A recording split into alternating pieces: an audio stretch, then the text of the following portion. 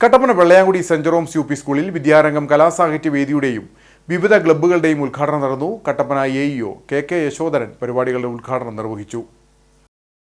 പഠനത്തിനൊപ്പം വിദ്യാർത്ഥികളുടെ സർഗശേഷിയും വികസിപ്പിക്കുക എന്ന ലക്ഷ്യത്തോടെയാണ് വെള്ളയാങ്കുടി സെന്റ് ജെറോംസ് സ്കൂളിൽ വിവിധങ്ങളായ പാഠ്യേതര പദ്ധതികൾ നടപ്പിലാക്കുന്നത്.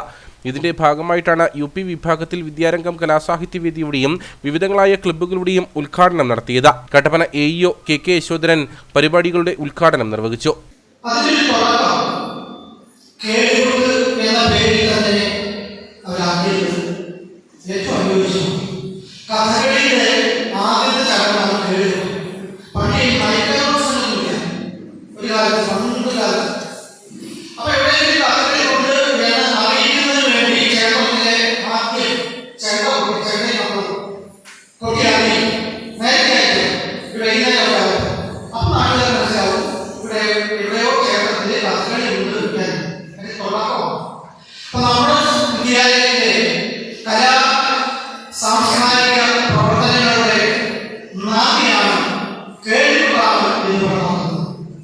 കേളികുട്ട എന്ന പേരിൽ നടത്തിയ പരിപാടിയിൽ വിദ്യാർത്ഥികളുടെ വിവിധ കലാപരിപാടികൾ അരങ്ങേറി.